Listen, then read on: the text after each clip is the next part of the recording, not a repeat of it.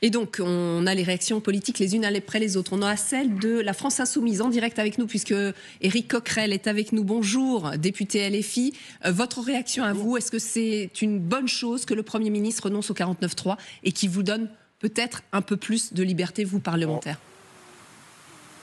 C'est assez simple. Je pense que c'est un leurre qui cache vraisemblablement un accord XXL avec Marine Le Pen. Voilà.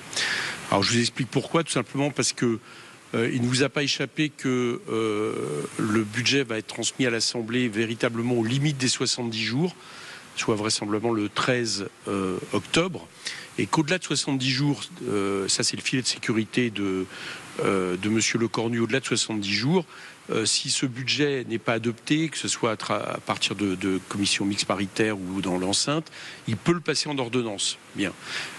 Et pourquoi je pense que c'est un accord XXL avec Marine Le Pen? Parce qu'on a assisté depuis 2 jours à l'Assemblée à des choses qu'on n'imaginait pas voir, c'est-à-dire les députés du Rassemblement national qui votent comme un seul homme et une seule femme pour les présidents de commission du bloc macroniste dans toutes les commissions et pour le rapporteur général proposé par les macronistes contre Charles de Courson. Donc voilà, je pense qu'il y a un accord global. Et d'ailleurs, Marine Le Pen, j'ai entendu ses réactions à la sortie. Elle se félicite qu'il n'y ait pas le 49.3 en disant que ça permettra de rentrer dans le discours parlementaire. Et elle explique que si elle entend des inflexions sur l'immigration, sur les fraudes, sur la question de la pression fiscale, voire même sur la question de la cotisation à l'UE, ils ne voteront pas. Alors, sur cette question, Éric Coquerel, Marine Le Pen... Voilà, je crois que c'est ça que vous voulez éviter, c'est plus une interview, là.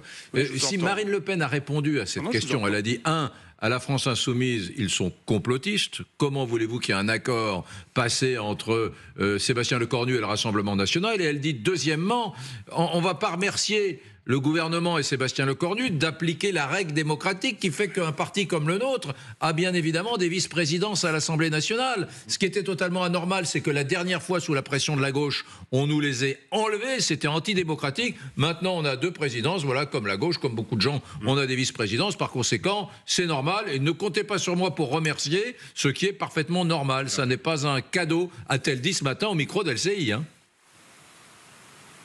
Oui, bah écoutez, il ne vous a pas échappé que suite à l'élection des 2 VP du Rassemblement national, le lendemain, il y a eu les élections dont je vous ai parlé au niveau des commissions.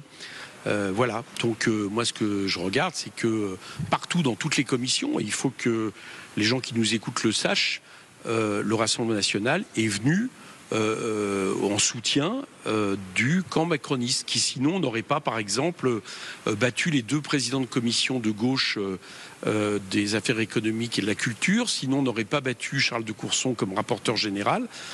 Donc voilà, moi je suis naïf, mais enfin bon, il y a une limite si vous voulez. Bon, donc je le pense, et je vous dis que la suite, vous allez le voir, ça sera que le Rassemblement national ne votera pas la censure du 49.2, et après on va s'embarquer dans une discussion budgétaire. Merci. Et on verra bien. Merci à vous, Éric Coquerel. Merci à vous, Éric Coquerel, pour cette réaction à chaud depuis l'Assemblée nationale.